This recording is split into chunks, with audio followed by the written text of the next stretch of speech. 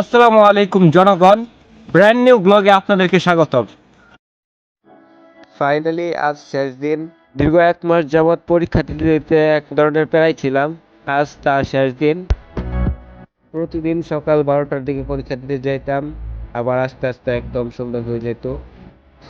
দীর্ঘ 4 থেকে 5 কিলোমিটার রাস্তা পায়ে হেঁটে যেতে হতো, আবার পায়ে হেঁটে আসতে হতো। এদিকে কোনো গাড়ির সুবিধা নাই। তো যখন এখানে আসতাম, সামনে গাড়ি দেখা যেত, আমাদের জন্য দাঁড়িয়ে থাকতো। তো সবাই বলতাম যে আমাদেরকে দেখতেছে না, দেখতেছে, একটা 20 টাকা করে নোট। কারণ কাটাখালী থেকে একদম মাদ্রাসা পর্যন্ত যাইতে আমাদের খরচ পড়তো 20 টাকা এবং আসতে খরচ পড়তো 20 টাকা।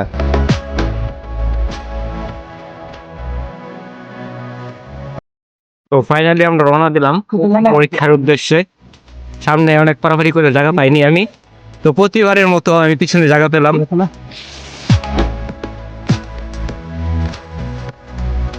তো এই যে এখন যে জায়গাটা দেখতেছেন, এখানে একটা ঐতিহাসিক কলেজ ছিল, এখন কলাবাগান হয়ে গেছে। ত্রিশাল ফুলবাড়িয়া মন্ত্রী কলেজ।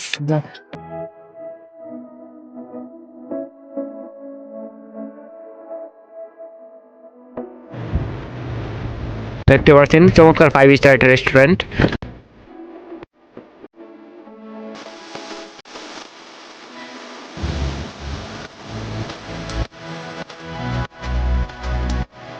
দেখতে পাচ্ছেন ব্রাজিল আর্জেন্টিনা বাই বাই।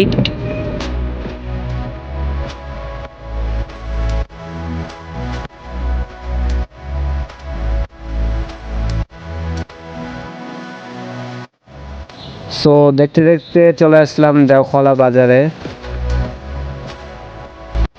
দেওখলা বাজার পর্যন্ত আসতে আসতে 1 ঘন্টার বেশি সময় লেগে গেছে।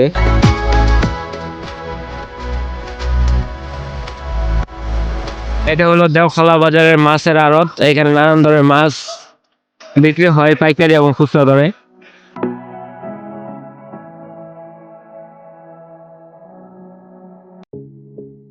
এই রাস্তাটি হলো ফুলবাড়িয়া থেকে ময়মনসিংহ যাওয়ার রাস্তা।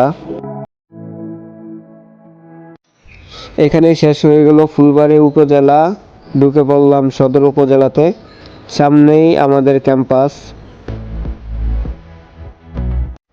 ফাইনালি চলে আসলাম আমাদের ক্যাম্পাসে।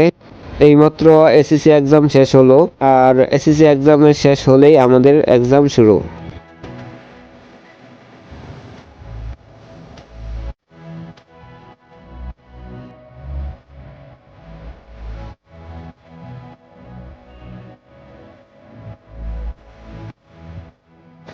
এটাই হলো আমাদের ক্যাম্পাস, কাতলা সেন কাদিয়া কামিল এম.এ মাদ্রাসা।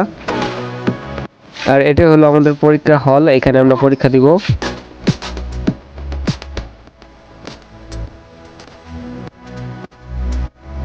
তো বন্ধুরা, এখনো প্রায় 1 ঘন্টার উপরে আছে আমার পরীক্ষা শেষ। আমি বাইরে পড়ছি, ওরা এখন লেখতেছে, জানি না কি লেখে। তো একদম মাদ্রাসার গেট এটা।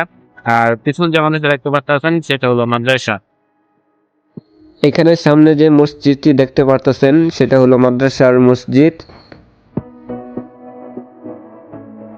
এটি হলো মাদ্রাসার পুকুর। আমি সময় পেলে এদিকে চলে আসি, কারণ এখানে ছোট ছোট মাছগুলো দেখতে পারতেছেন, এগুলো দেখলে খুবই ভালো লাগে। সবসময় ঘাটে এসে বসে থাকে।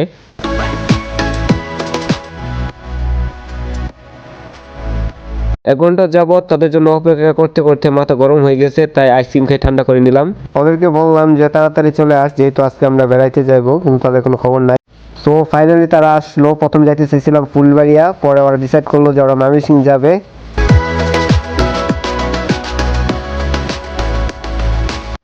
মাদ্রাসার সামনে থেকে অটো বাইকে করে আমরা ছুটে চলেছি আকোয়া বাইপাসের উদ্দেশ্যে। সো দেখতে দেখতে আকোয়া বাইপাস চলে আসলাম। সবাই যাত্রা ভাড়া দিয়ে দিচ্ছে, আমি আগে দিয়ে ফেলেছি।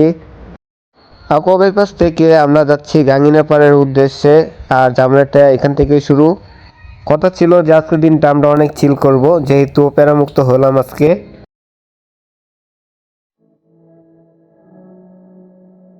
সো গাঙ্গিনাপাড় আমার কিছু কাজ ছিল। নতুন ফোন নিয়েছি, তার ব্যাক কভার এবং উপরে গ্লাস লাগানোর জন্য। তাদেরকে বলে আসছি যে তোদের যে কাজগুলো আছে তাড়াতাড়ি করে নেই। তো আমাদের কাজ শেষ, তো আমি চলে আসছি কিছু খাওয়ার জন্য। তো এখানে বেলপুরি ছিল, আর আমার শহরের বেলপুরিটা খুবই ভালো লাগে, তাই এখান থেকে খেয়ে নিলাম। আর তাদেরকে ছেড়ে আসছি কারণ তাদের সাথে মার্কেট করতে গেলে আমার অনেক বোরিং লাগে। দীর্ঘ 1.5 ঘন্টা পর তাদেরকে খুঁজে পেলাম। আমাকে কল দিল যে ওরা হগার্স মার্কেটে ঢুকছে। তো আমি চলে আসলাম হগার্স মার্কেটে। ভাবছিলাম তাদের যা যা কেনার দরকার সবকিছু কিনে ফেলছে হয়তো, কিন্তু এসে দেখি যে তারা এখনো কিছু কিনে নাই, এতক্ষণ শুধু ঘুরছে আর ঘুরছে। যেটার ভয় পাচ্ছিলাম সেটাই হলো, কিন্তু পুরো হগার্স মার্কেট থেকে তাদের কোনো জুতো পছন্দ হলো না। তারপর তাদেরকে নিয়ে গেলাম খেলাঘরে, সেখান থেকে তাদেরকে ট্রাউজার কিনে দিলাম। যদিও তাদের টাকা দিয়ে কিনেছে, কি আর বলবো। যাই হোক, নিচতলা পুরো মার্কেট ঘুরে তাদের ট্রাউজার পছন্দ হয়নি, তাদেরকে নিয়ে চলে আসলাম উপরতলায়। অনেক ঘোরাঘুরি করার পর একটা ট্রাউজার কিনলো।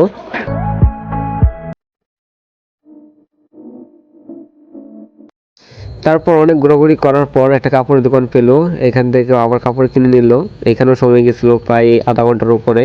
আর আমার হাতে যে ফোনটা দেখতে পারতেছেন, এটাই আমার নিউ ফোন, এটা দিয়ে ভিডিও করছি। আপনারা হয়তো ভাবছেন যে ব্যাগ থেকে টাকা বার করছে, কিন্তু আসলে টাকা না, এটা হলো সোহেলের বাবির পায়ের মাপ। তো এটা খেয়াল করে পায়ের মাপ নিয়ে আসছে। এই বিষয়টা নিয়ে আমরা খুবই হাসাহাসি করলাম। আর দেখেন ওর অবস্থা, ওদের হকার্স মার্কেটের জুতো পছন্দ হয় নাই, তাই নিয়ে আসছে ওদেরকে আজাদ শোরুমে।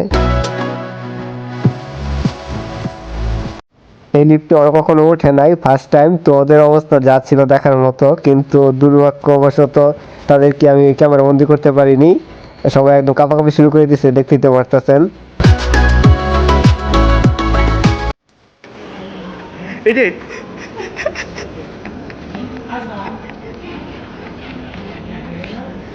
পেটে আমি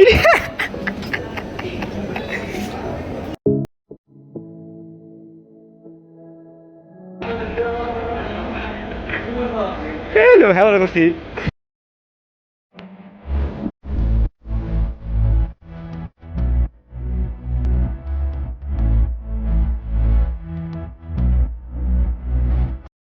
এখানে হিন্দুদের কি যেন একটা উৎসব ছিল, তো আমরা ভুল করে এই রাস্তাটা ঢুকে পড়েছি শর্টকাট মারতে গিয়ে। এখানে একটা মজার বিষয়, এটা হলো হারুন টাওয়ার। সো আমাদের এক বুড়া দাদাকে অনেকক্ষণ যাবত ওয়েট করাইতেছে এখানে, সে তেমন শহরে তেমন কিছু ছিল না। আমাকে দেখার পর অনেক খুশি হলো। তো ওরা গাঙ্গিনা পাড়া দিয়ে ঠিকানাটা দিচ্ছিলাম, সে মুখ দিয়ে উচ্চারণ করতে পারতেছিল না, সেই জন্য প্রায় 2 ঘন্টা যাবত এখানে ওয়েট করতেছিল। তো এখানে আমার কোনো দোষ ছিল না, সব দোষ ছিল সুহেলের, কারণ ওই ওয়েট করাইছে। এখানে আসার পর জানতে পারি যে সুহেল আর রিফাদের ফোন ঠিক করবে, তখন মেজাজটা একদম আরো বেশি খারাপ হয়ে যায়। প্রেস ক্লাবের দ্বিতীয় তলায় উঠে দেখি যে সাকিব আল হাসানের হাতে আমার সেই ফোনটি, যেটি দিয়ে আমি ভিডিও করতেছি। প্রথমে প্লেস কাপ থেকে পরে হারুন টাওয়ার দ্বিতীয় তলায় এসে সেই দোকানটি পাই এবং সেখানে ঠিক করতে দেই। পুরা 2 ঘন্টা মারি করছে, কোনো কাজের মধ্যে কিছু করছে না। এখন আমি ছাড়া ওরা কিছু কিনতে পারে না, এখন ঘরের দিকে নিয়ে রেখেছি বেটে হাতে কেনার জন্য।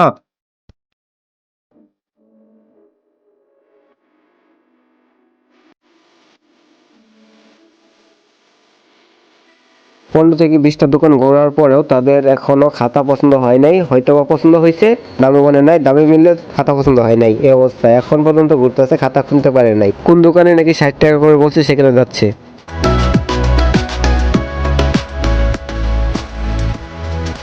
ওদেরকে রাইখে আমি গেছি মাছের বাজারে। মাছের বাজারে গিয়ে ইলিশ মাছ দাম করতে গিয়ে দাম শুনে অবাক হয়ে সুন্দর করে চলে আসছি।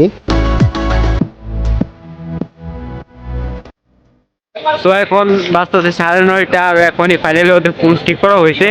এখন যাচ্ছে মোটর জন্য।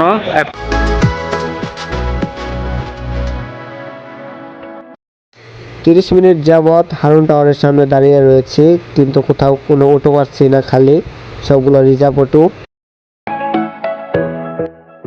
সো সারাটা দিন ক্ষুধার্ত পেট নিয়ে ঘোরাঘুরি করতে করতে ফাইনালি চলে আসতে পারলাম খাবারের হোটেলে। সো হোটেলে খাবার দিতে দেরি হচ্ছিল বলে দেখেন কি অবস্থা, একজনের মাথা মাথা নষ্ট হয়ে গেছে পুরা, সারাদিন না খাওয়ার পরে।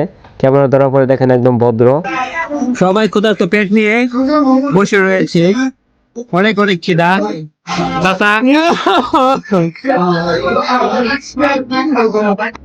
দীর্ঘ 30 মিনিট অপেক্ষা করার পর দেখা মিলল আমাদের খাবারের। আমরা অর্ডার দিয়েছিলাম বাটার রুটি, এরপরে মুরগির গ্রিল।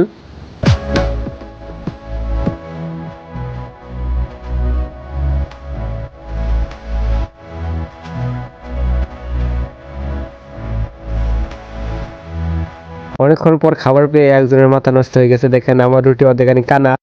খাওয়ার পাওয়ার পর একজনের রাক্ষসের মতো খাইতেছিল আর লবণ ডালতেছিল।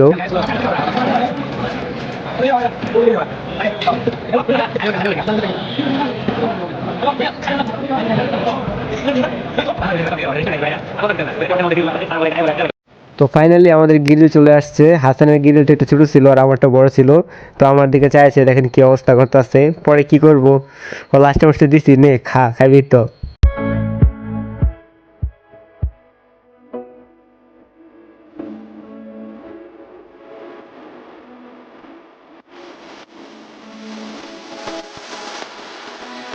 প্রথমে একটি রুটি এবং গ্রিল দেখে ভাবছিল ওরা এগুলো খেয়ে কি পেট ভরবে, কিন্তু পরবর্তীতে দেখা গেছে ওরা শেষ করতে পারে নাই, সবাই একটু একটু করে রাইখা দিছে। আর এদিকে হাসানের মনটা এখনো খারাপ, তার গ্রিলটা অনেক ছোট, সেই জন্য সে মন খারাপ করে বসে রয়েছে। তো আমার কাছে হাত জোর করছিল যে তোর গ্রিলটা আমাকে দিয়ে দে, আমারটা ছোট।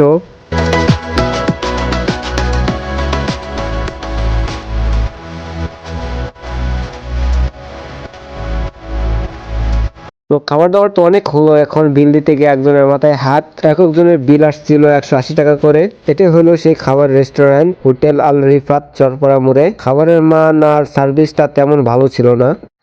সো আজ এই পর্যন্তই, সকলে ভালো থাকবেন, আল্লাহ হাফেজ।